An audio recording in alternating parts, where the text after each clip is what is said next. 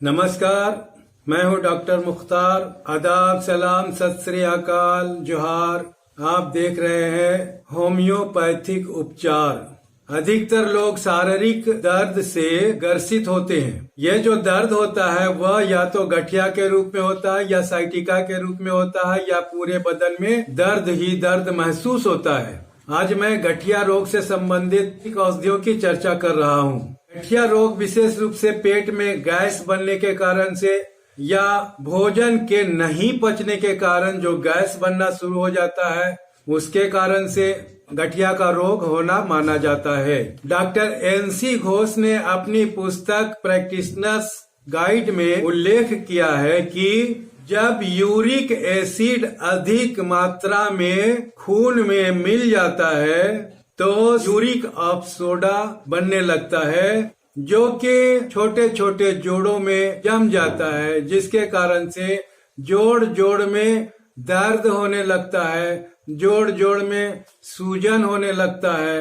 यह गठिया रोग विशेष रूप से उन लोगों को ज्यादा होता है जो मांस मछली का सेवन अधिक करते हैं और वैसे लोगों को होता है जो भूख से अधिक भोजन करते हैं। इसका लक्षण है पेट फूल जाना, कब्जियत का बना रहना, कब्जियत भी इसमें बहुत बना रहता है, नींद नहीं आती है और कलेजा में धड़कन होने लगता है। गठिया रोग की शुरुआत कहाँ से होती है? अंगूठे के दर्द से होता है, अंगूठे के सूजन से होता है, नीचे से ऊपर की तरफ बढ़ते चला जाता है, अंगुलियों के छोटे छोटे जोड़ों में दर्द होने लगता है। अंगूठे से शुरुआत होती है, फिर एड़ी में दर्द होने लगता है, फिर घुटने में दर्द होने लगता है। इसमें दो तरह के होते हैं, एक गठिया रोग नया होता है, एक पुराना होता है।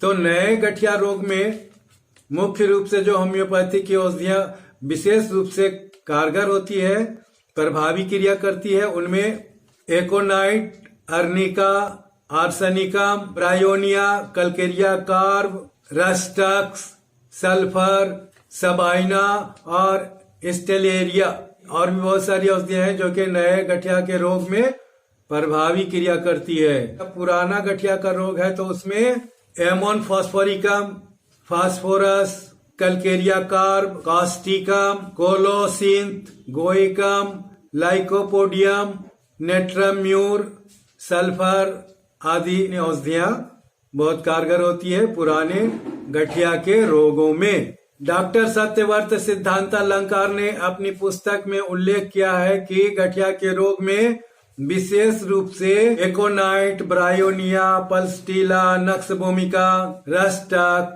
Colchicum, arnica, urtica urens, ledum, kalmia आदि बहुत ही प्रभावी क्रिया करती है।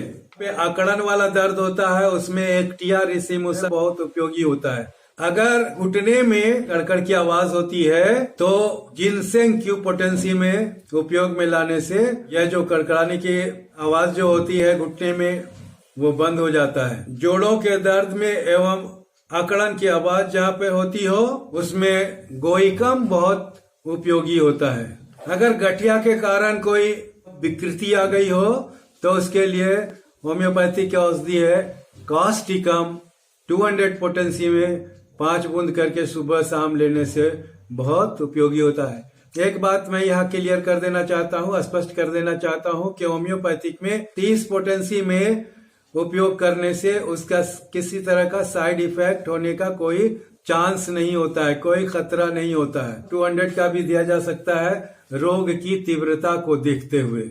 अगर लेह के अंदर अगर कड़कड़ की आवाज होती हो तो उसमें अर्जेंटम नाइट्रिकम 200 पोटेंसी की सुबह शाम ले सकते हैं, 5 बूंद सुबह 5 बूंद शाम में लेने से लाभ होता है। तो दोस्तों, गठिया के रोगों से संबंधित बहुत सारी औषधियों की चर्चा मैंने की है। कुछ औषधियां हैं जो कि बराबर ही उसका उपयोग किया जाता है। Ledum, guaiacum, rhus tox, causticum, urtica urens, ruta, phosphorus, anacardium, silicea आदि होम्योपैथी की ये औषधियां हैं जो प्रायः उपयोग में लाया जाता है। खास करके रस्टक्स, लीडम, अर्टिका यूरेंस एवं गोइकम, ये 4 औषधियां तो बिल्कुल ही अधिकांश लोग गठिया के रोग में प्रयोग में लाते हैं, व्यवहार में लाते हैं। लेकिन इन सब औषधियों को लक्षण के अनुसार दिया जाता है।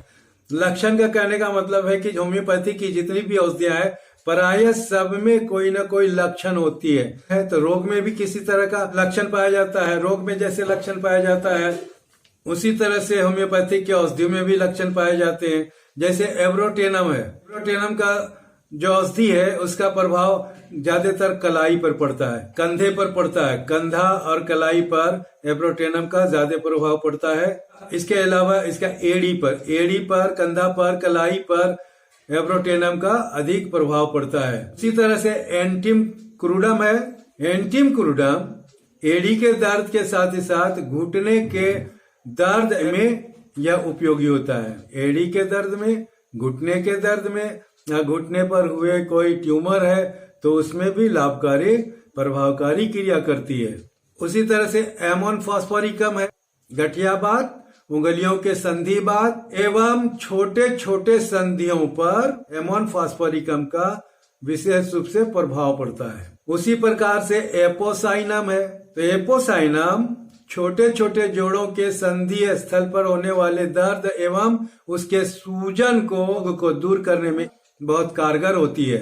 घुटनों और जोड़ों के अगर पुराने रोग हैं, पुराने से पुराने रोग हो तो उसके लिए कैलकेरिया फ्लोर 6X में 5 गोली सुबह, 5 गोली दोपहर, 5 गोली शाम को लेने से, गर्म पानी के साथ लेने से में बहुत फायदा होता है। उसी प्रकार होम्योपैथी की औषधि है कॉलोफाइलम। संधियों के दर्द में, संधियों के सूजन में, विशेष करके स्त्रियों में अगर इस तरह का रोग पाया जाता हो कि जोड़ जोड़ में दर्द होता हो और कहीं कहीं सूजन भी हो गया हो तो उसमें कॉलोफाइलम विशेष रूप से प्रभावी क्रिया करती है स्त्रियों में। कॉलोफाइलम को माना जाता है कि यह ब्रायोनिया और रस्टक के बीच की औषधि है। जिस तरह से रस्टक में चलने फिरने से आराम होता है, ब्रायोनिया में चलने फिरने से रोग बढ़ता है। इन दोनों के बीच का लक्षण इसमें कॉलोफाइलम में पाया जाता है। और कॉलोफाइलम विशेष रूप से पुरुषों की अपेक्षा स्त्रियों में अधिक उपयोग में लाया जाता है। अगर हिप जॉइंट में दर्द होता हो, कुल्हे में जहाँ दर्द होता हो तो उसके लिए कोलोसिंथ बहुत उपयोगी औषधि है। लीडम नए पुराने दोनों प्रकार के गठिया रोग में उपयोगी होता है। साइटिका में भी कोलोसिंथ का उपयोग होता है, लीडम का भी उपयोग होता है। विशेष रूप से रस्टक्स, लीडम और अर्टिका यूरेंस का उपयोग गठिया में किया जाता है। अन्य बहुत सारी औषधियां हैं।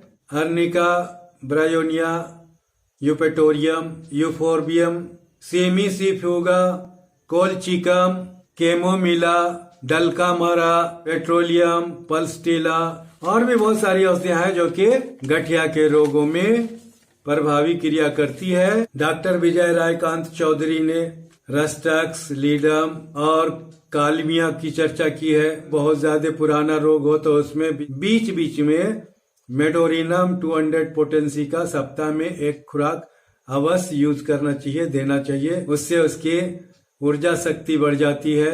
तो आज बस इतना ही। धन्यवाद, शुक्रिया, जय हिंद।